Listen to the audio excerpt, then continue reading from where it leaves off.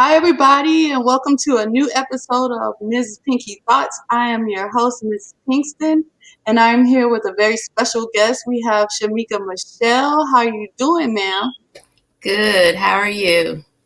Before we get started, I'm just going to ask you guys to like and subscribe to the channel. Please click that notification bell so you can get notified whenever I drop new episodes. And I'm going to ask you to check around the sides and the borders of this so that way you can get all of my um, social media stuff. You can see that I'm on Facebook and Instagram. Please follow us at consciousconservativemedia.net for the latest posts and updates over there. And if you like what you hear today or any other day, please donate to my Cash App at the top, and I also have my PayPal. So let's get into it. How are you doing today, ma'am? I'm good. That is great. Can you tell everybody about yourself, about your brand? Just let us all know who you are and what you do. So I'm Shemeka Michelle. I'm the creator of Naked Girlz. Naked Girlz is just a group of women who have vowed to live open, honest, and emotionally exposed, to remove the mask, stop lying, and just be who you really are. So that's really what I'm about, just living life authentically. Awesome. I love it because I always call you my spirit animal. You ain't natural like me. You don't hold your tongue on social media.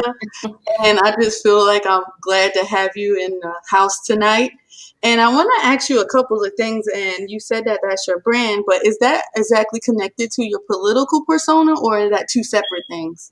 It's two separate things because Naked Girlz represents more than just myself. So I tried not to really push too much of politics through Naked Girlz because everybody doesn't think the same way. So for me, with my politics, that's just kind of me, how I feel. Awesome, awesome. So everybody can be a naked girl, whatever your persuasion Right. is. So how did your political side come to be? Like, how did you become conservative? Were you always that way, or how did that happen?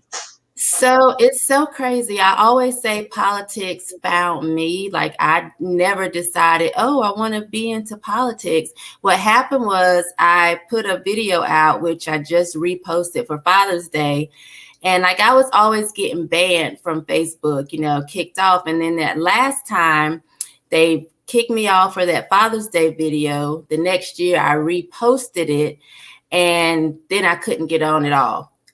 And so I was upset about it. And my best friend said, you only want to be on Facebook because, you like to keep up with what's going on in the city, people we went to school with. She said, start putting your stuff on Twitter. And I was like, I only have 200 followers, And she said, no, start putting your stuff on Twitter.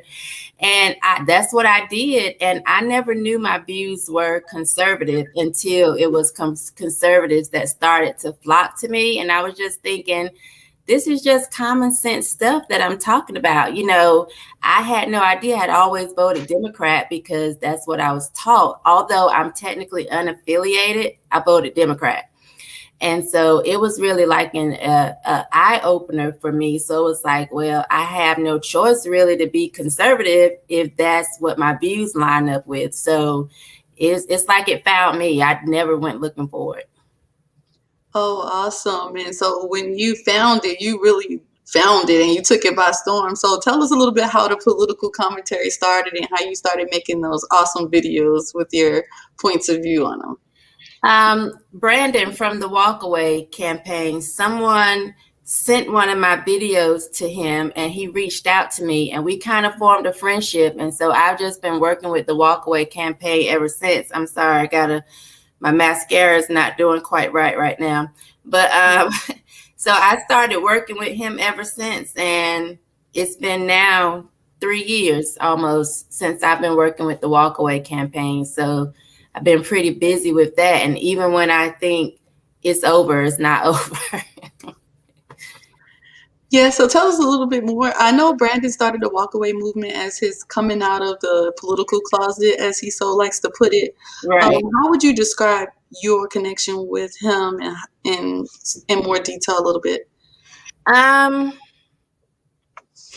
So I think because Brandon is a gay white man, you have myself. I'm Black. So it's just the female, straight, he kind of opens his doors to everybody. It doesn't matter what color you are or what sex you are. And so we just formed a really good friendship because he let me be who I am. It was never a situation where he, felt like, oh, you need to be more politically correct. I'm politically incorrect most of the time, and he was fine with that. So we just kind of meshed and worked out well. He never, said I had to stop Naked Girls or stop being who I was or stop cursing or, it was just be you. And so anytime I hit the stage or did anything with him, I felt comfortable to just be myself because, he was fine with that. So that's kind of how we meshed, and that's why we're still working together today because he let me be me. Like I could wear my Naked Girl shirt at a rally and there was no issue. Awesome. And you said that you found that your views align with conservatism. Tell us how you felt about Donald Trump when he was running, and then when his campaign started, and then when he got elected. How was your feelings with that? So initially I was against it in 2015, 2016 before he was elected because like most people, I just thought he was a white supremacist and he was racist. And I can remember when the Black pastors met with him, one of the pastors was actually from Durham. And I remember I did a video on it or a post or something, just really condemning him for sitting down talking with President Trump. And then he started to grow on me. So then I would kind of do like little parody videos where you really couldn't tell, am I for him? Am I against him? Because he was starting to grow on me. But by the time we went in the voting booth in November, I thought something was wrong with me. I was like, okay, something has to be wrong with me that I like him. I knew I wasn't voting for Hillary, like hands down. She was never going to be my choice. But I thought something was wrong with me. So I voted for Jill Stein. People like to pick on me about that because I knew nothing about her, didn't know what she stood for or anything. I just knew that she wasn't Trump and she wasn't Hillary. So I voted for her. And then I saw people kind of fall apart after that. And I used to do a Facebook show a few times a week. And that Friday, we had a big conversation about it because people were so upset, saying, if I find out that you voted for Trump or that you voted third party, I'm not talking to you anymore. You're the reason he's in office. This is terrible. Like life was going to be over. I even remember my aunt saying we might go, back to slavery. So I was like, these people are crazy. And I had a couple people that were a part of the Naked Girls organization that did vote for Trump. And so I just started to kind of, listen to them. Like we got along on everything, but I didn't realize that, like I said earlier, that I had conservative views. Or conservative values, but listening to them, it was like we didn't disagree. We agreed, which is how we kind of found Naked Girls and came together on Naked Girls. And I was like, well, here I am. And I liked him, although I understand why a lot of people did not or do not. But I'm kind of the type of person, too, where I get in trouble for saying stuff sometimes because I'm just, whatever. So he never really bothered me when he would just fly off at the mouth. Although sometimes I felt like it made my job harder to reach people because it's like, just shut up, Yeah, he did. Picking his spots, how he picked. Right. When he said what he said. Exactly. So, but he never really bothered me. And so I campaigned, for him, hoping that he would be reelected in 2020. Okay, so tell us a little bit about your idea when you got invited to CPAC and the controversy about, the Carltons and the Wills and can you clarify or explain it or, say it and then redefine it because it created a mess over social media and all of us out there who knew what you meant or felt like we knew what you meant, we're like, just Twitter fingering it up. So can you walk us through that a little bit or how Maj invited you and how all that came to be. Yes. So Marge, I can hear. I have another phone, and it's ringing somewhere. Sorry about that. That's okay. Um, I was really excited about going to CPAC. It was my first time. I had never been ever, not even just, as a spectator or whatever. So I was really excited about going. And I was shocked by some of the backlash and criticism. People make everything about Candace, and it was funny because Maj didn't give us the questions prior to going on stage. Like, he didn't say, I'm going to ask you this or ask you that. So when the question was asked of me, and I think I was one of the last people to speak, I was looking at the clock. So I'm mindful that we don't have much time, right? So I'm looking at the clock and I'm thinking, I need to answer this question sufficiently without saying 1,000 times. There's people sitting here in the audience. I don't know how many people are even watching virtually. So I'm a little nervous, and I started out saying one thing, and then I switched to the Will and Carlton analogy, because a lot of times I talk in parables.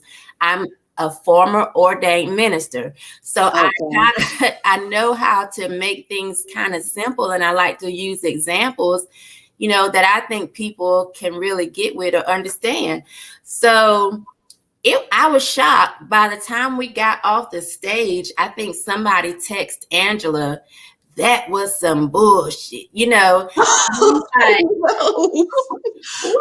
I was like, the way she came at Candace, and I was like, I never said her name. And it's so crazy. Like, Candace, I was not thinking about her.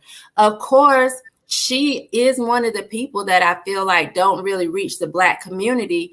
But while I was up on that stage, Candace was not on my mind at all. I just wanted to answer the question without sounding illiterate, like I just said. And that was it. And so I was surprised. I thought I had done a really good job. Like, oh, yes, everybody loves the Fresh Prince. They're going to understand, because the audience was clapping. And then, like I said, we hadn't been off the stage long before Angela got a text from someone that was really upset about it. And here we are.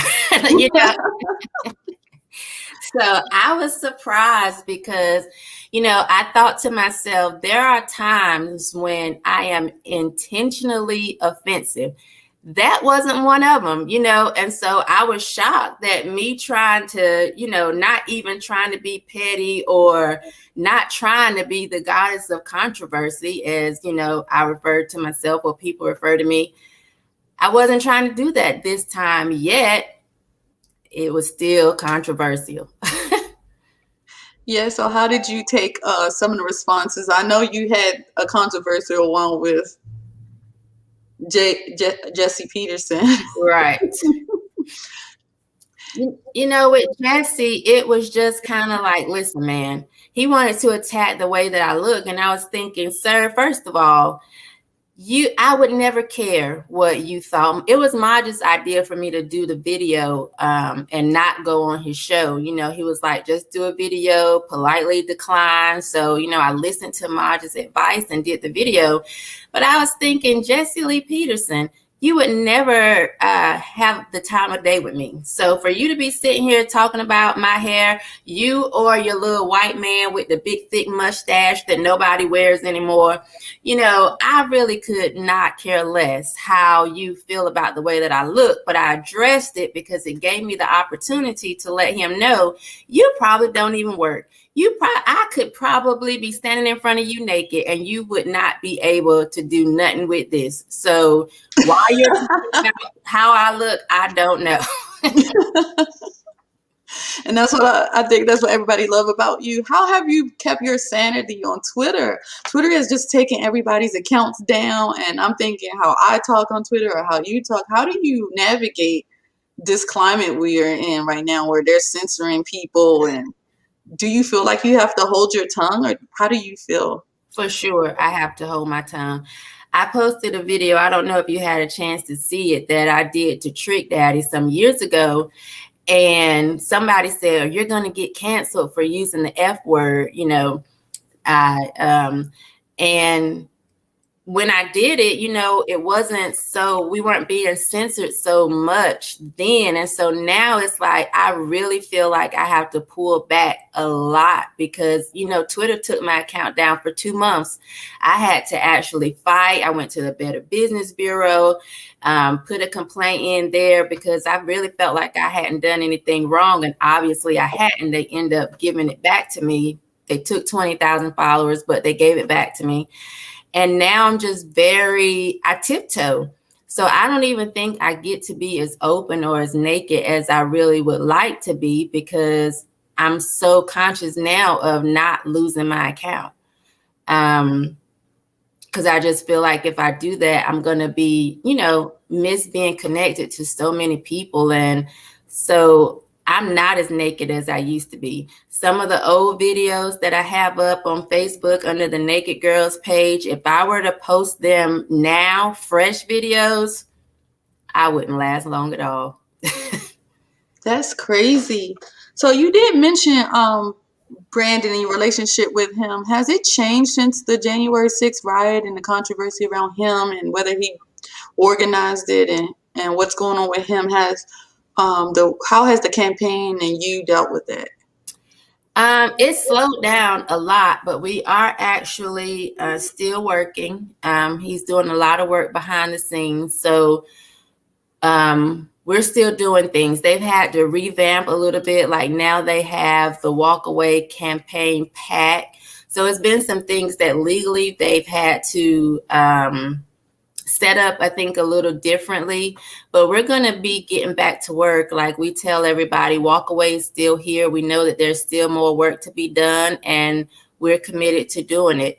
We're just not out as much. So right now, because, you know, at the advice of his lawyers, he's not doing a lot of stuff publicly, but he's still working behind the scenes on some things. So we do have some stuff coming up in the fall. Oh, that's great. And are you going to the Solutionary Summit with Mod? Are you going down there in Miami or? I am. I'm supposed to. So, you know, that's great. Looking forward to it. This will be my first time. I didn't go last year. Oh, okay. That's cool. Great. I know you're going to have some fun in the sun down there.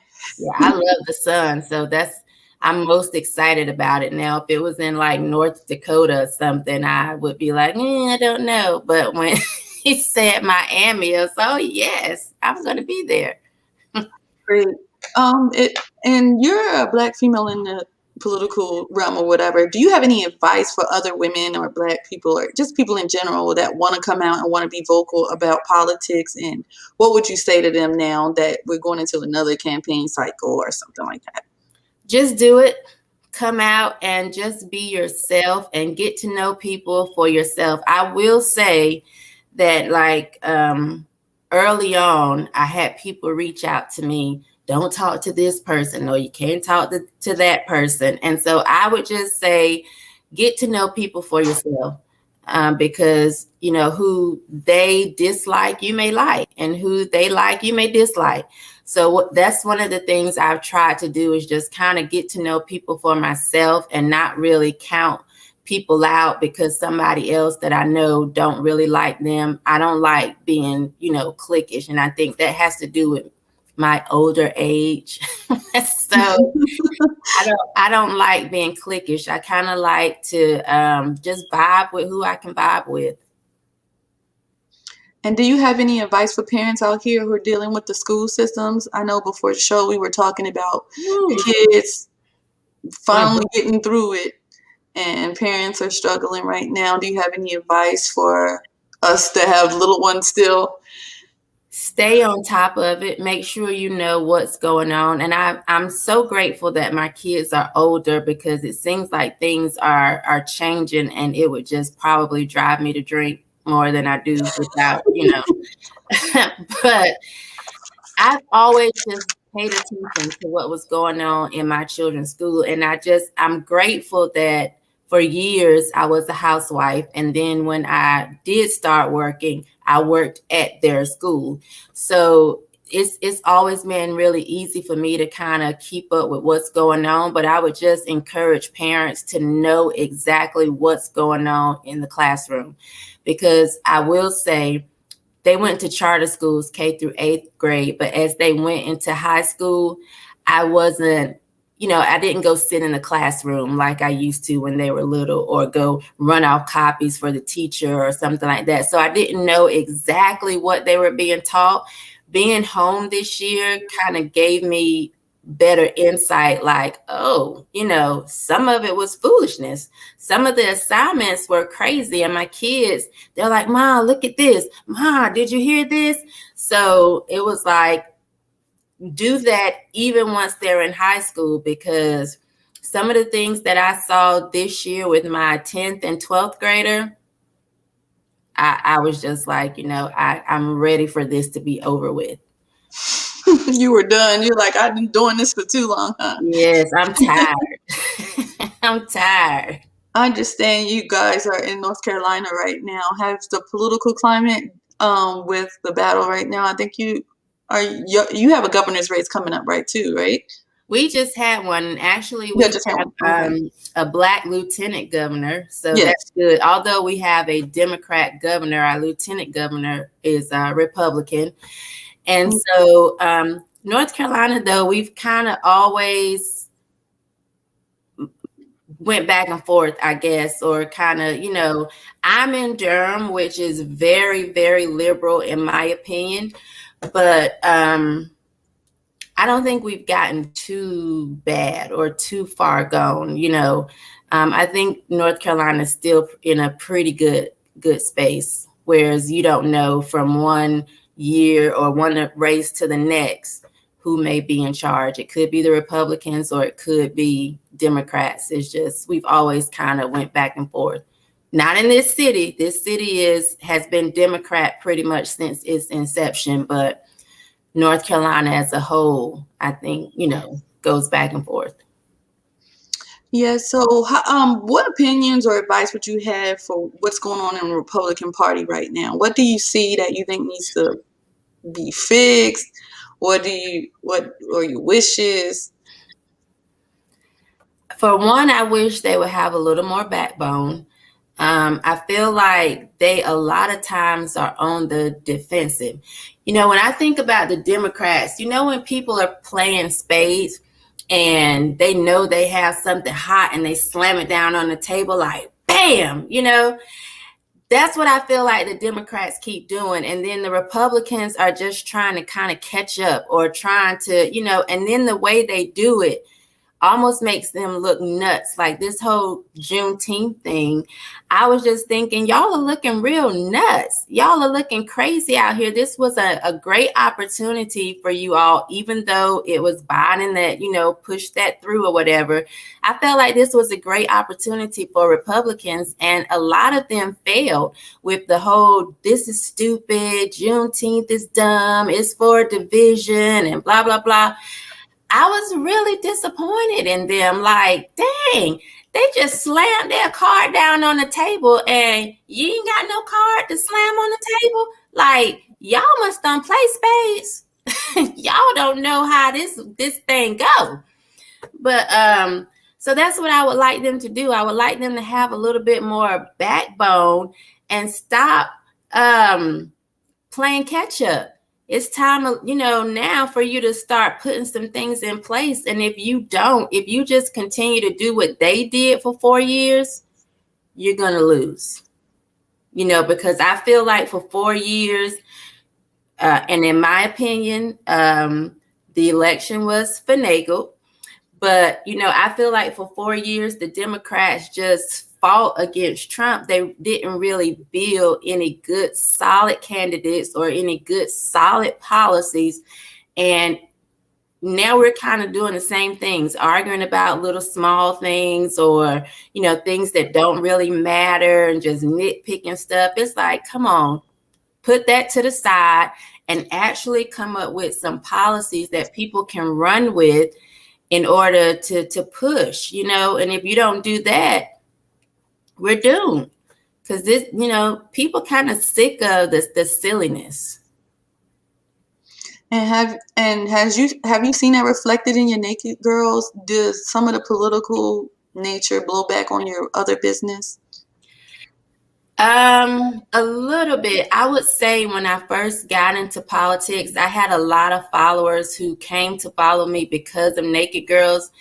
They were upset and didn't really know like what's happening here. Why, we want you to just be Black power, power to the people, stay down, And so I will say that initially they didn't know what to think or what was happening or how to take it. But for the most part, I think most people, they reached out and said, you've gotten me to see things differently, or I appreciate your point of view, or thank you for what you're doing. For the most part, they've still been pretty solid. So I can say that. Can you explain a little bit more about your Naked Girls initiative in the book and everything you do? What is the mission, the goals, and everything for that? It's really interesting. Oh, thank you.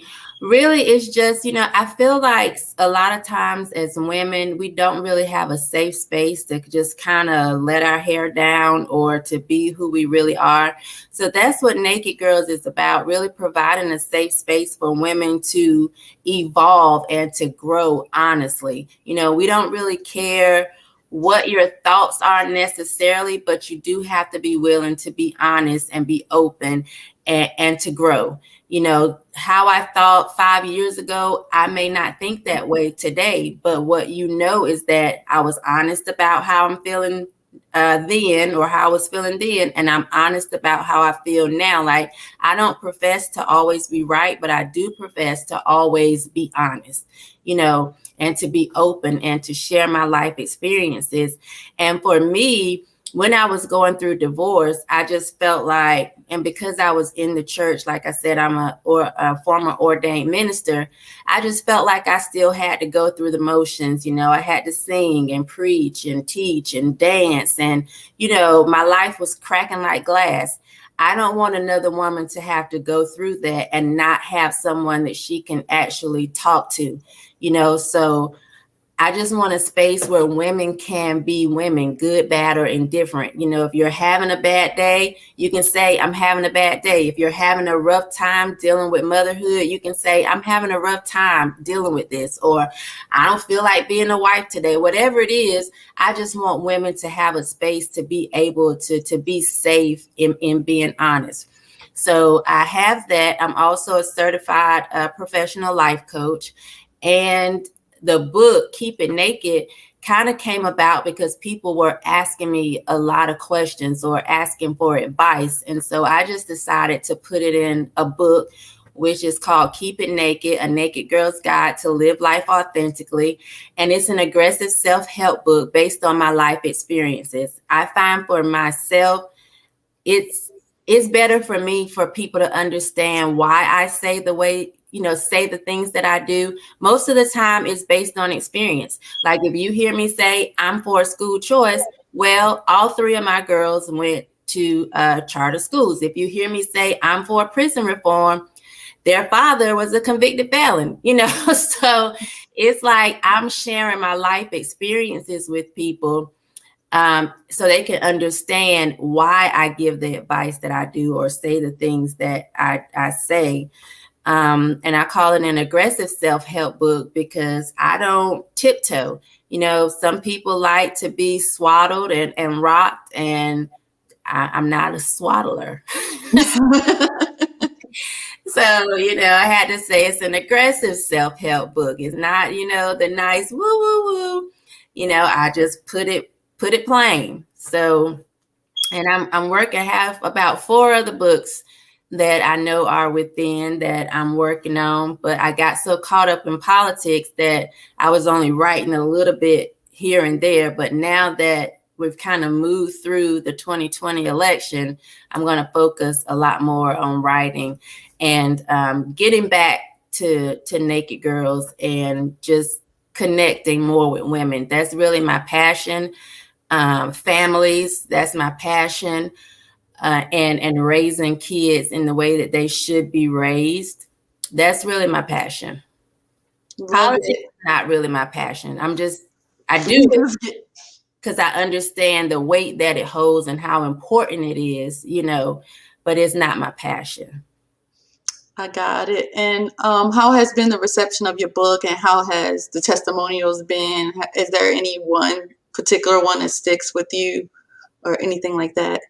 There's not one particular one, but anytime they say, I feel like I'm reading my own life, or I feel, when they say I'm sitting here crying, like there's a lady on Twitter that's always like, I just sat and read your book and I was crying. She always just talks about how she was crying. And I was really grateful that, when I wrote it, of course, I wrote it from my own life experiences, and it was before I got into politics. I released that at the end of 2016. I feel like Naked Girlz has always been for all women, because I feel like our experiences bring us together and we have more things in common than we have different.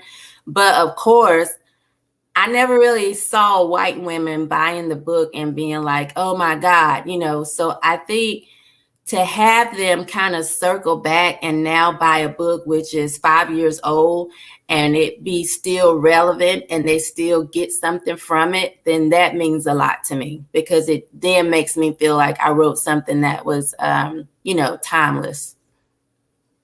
I love that you talk about authenticity and being honest, because at Conscious Conservative, that's exactly what we're trying to portray. We're more political in that aspect, but we're also trying to be open and honest. There's a lot of games that are played in politics, and we try to come from a kingdom laws and God in the spiritual realm, and then we try to bring it back down to reality.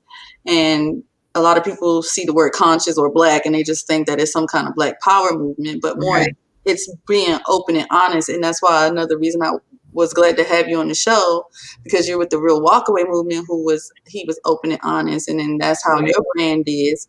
And I would love more than anything for us to be able to link up again and hook up, and maybe you can come over to be on Conscious Conservative TV one day, or just Yeah.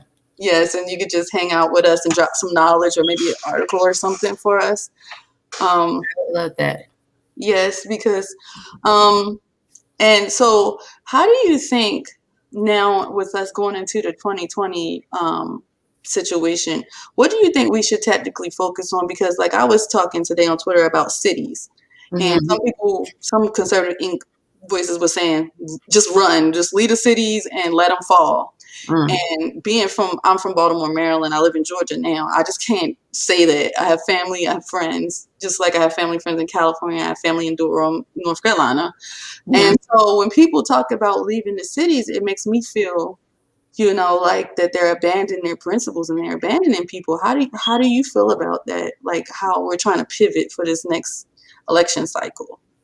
Yeah, I definitely don't feel like people should leave the city. Not if they feel like, what we've been saying all this time is actually real. If we feel like it works, then why would we leave? Why not try to actually do more work and get the message out even more, so that these people, that's one of the things I don't like about, I don't know if I would say conservatives or Republicans. I don't like the thought that the Black community is hopeless. That kind of irritates me, because like, I feel like if I was able to realize, oh, I'm conservative, why can't somebody else? How, like, I wasn't hopeless. I just didn't know. So I don't like the idea of, why would we put time and effort into the Black community? That's just hopeless. I don't like that train of thought, because it pisses me off. It makes me feel like you think Black people are just ignorant and there's nothing that they can ever learn new, when they're not capable of learning. I don't like that. You act like they aren't capable of changing their mind. I don't want to hear that.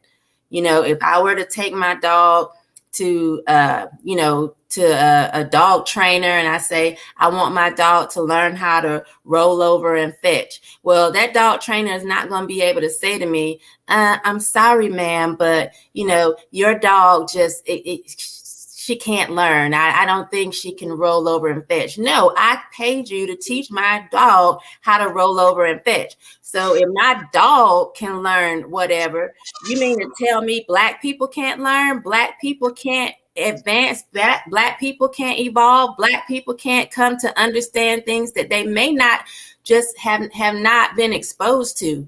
Don't tell me that. That's some BS. And it pisses me off. So I don't like the idea of just thinking, oh, that's a waste of time. What you saying when you say that? What really are you saying? Yes, exactly. And you know that Democrats are not saying that. They like, Right. we're gonna turn Texas blue, we're gonna turn Georgia blue, we're gonna turn Florida blue. I Right. don't hear them ever call any seat unwinnable or any state unwinnable. But you hear people on social media saying, well, let's leave Chicago, let's leave Baltimore, let's leave Oakland, let's leave Atlanta. And it's like, what is going on? Right. Aren't we saying our values are better and can uphold this? So what are y'all thinking? Right. Yeah, I don't like that. I mean, of course, if I was standing in the heart of Chicago, I probably wouldn't want, I would move a little bit safer if I was staying where they're doing a whole bunch of shooting or whatever. But, it's like with my city, I do say once my daughter graduates high school, I may move just because I feel like I've been here my whole life. But like, I still hang out in my city. I still go to, I don't know if y'all do this, but our certain projects have like reunions.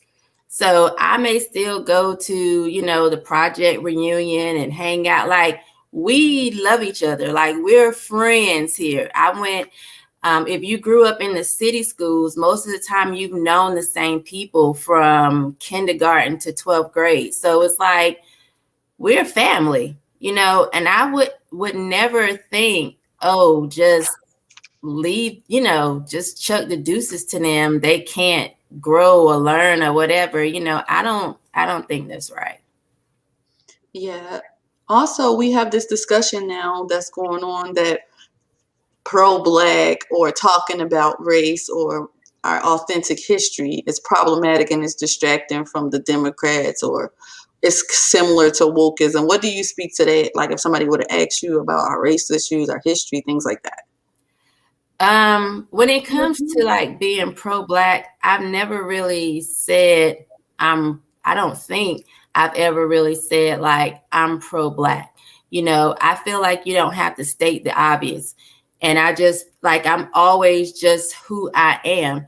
And so I see people sometimes, they just feel like they have to constantly say, I'm pro-Black, I'm pro-Black, I'm a woman, I'm submissive, I feel like if that's who you really are, just be that, and I'm not saying you can't say it, but you don't have to state the obvious. I've never felt like I had to state the obvious. I am who I am. So I know there's been issues and people don't like when people say pro-Black. It doesn't bother me, but I also don't feel the need necessarily to state it because,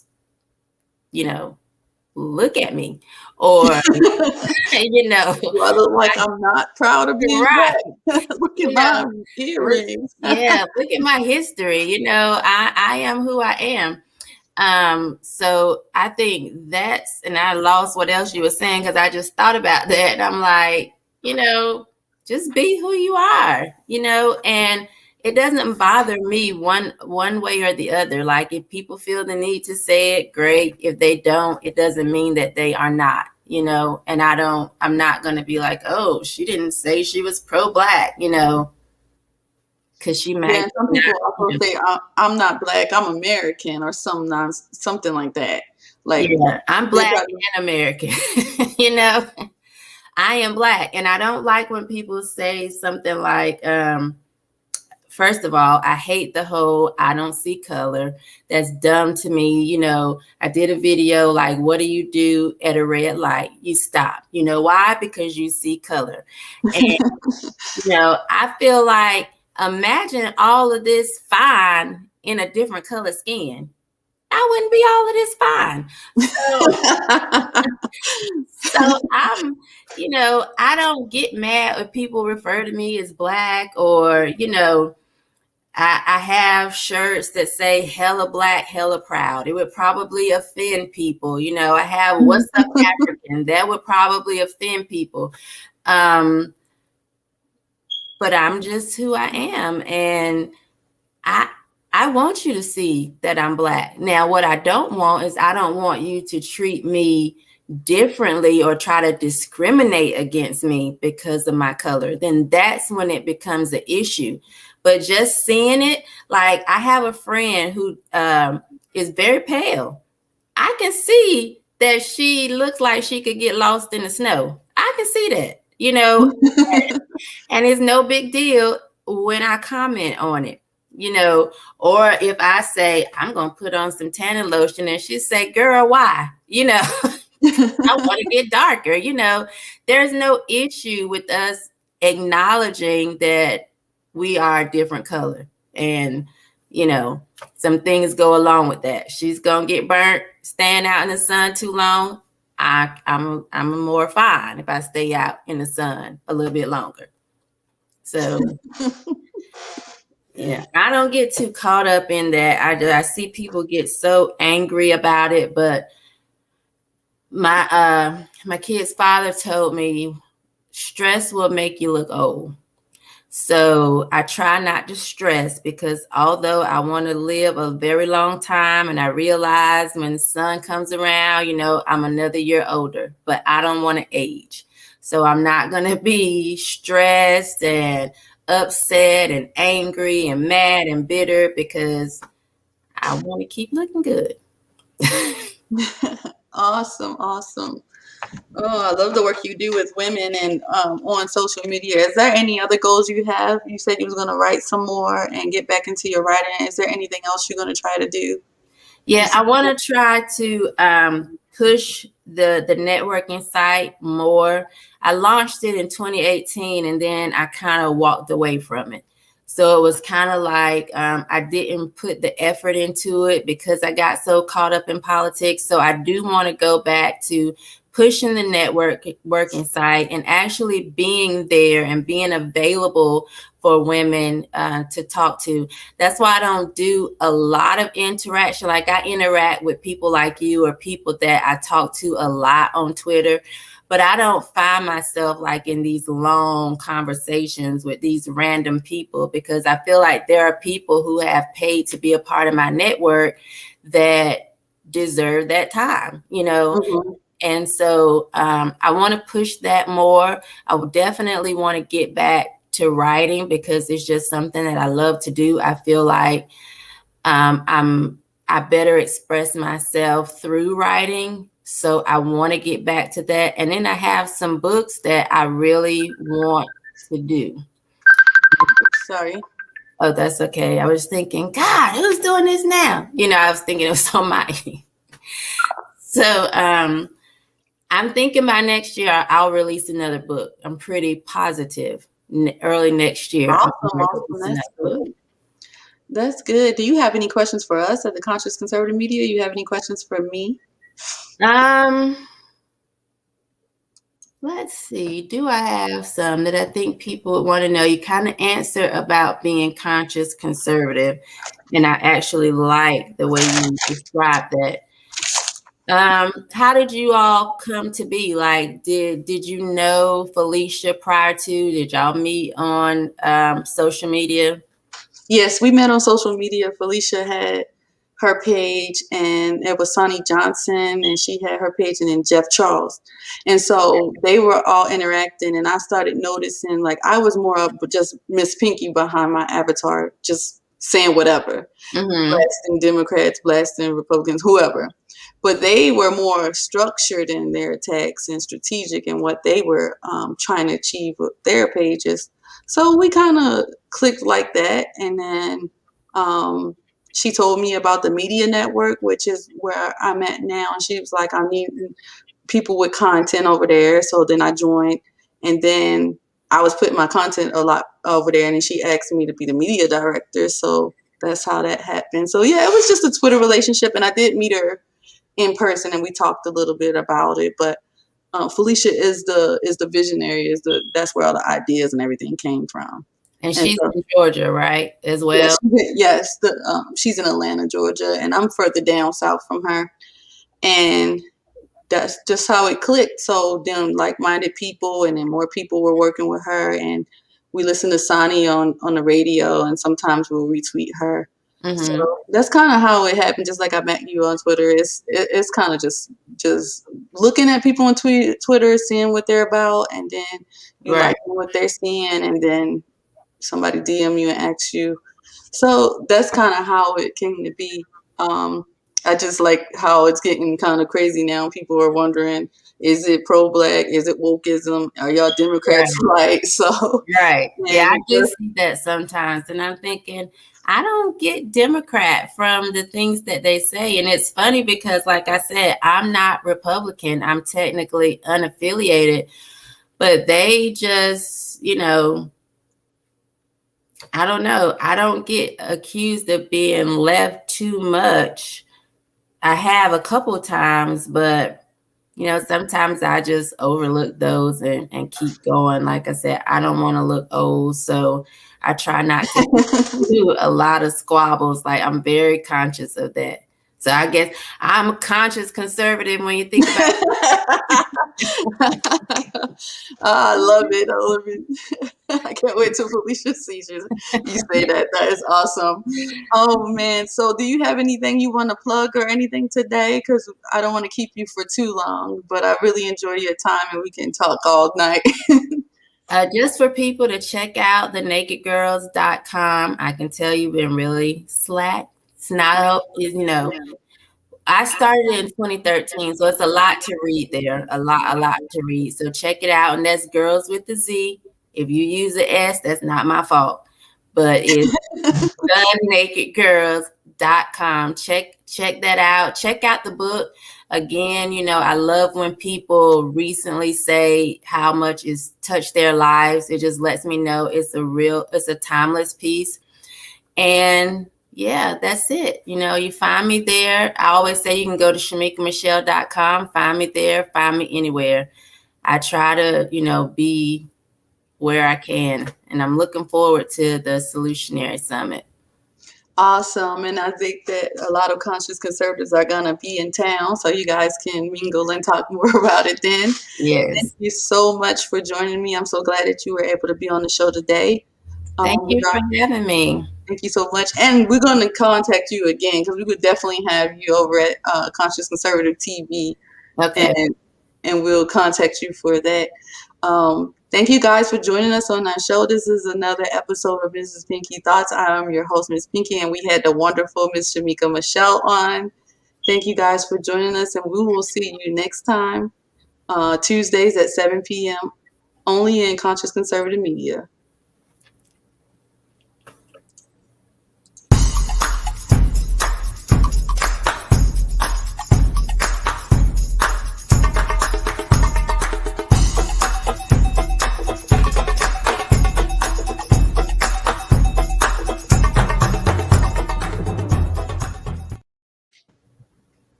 Oh, thank you so much.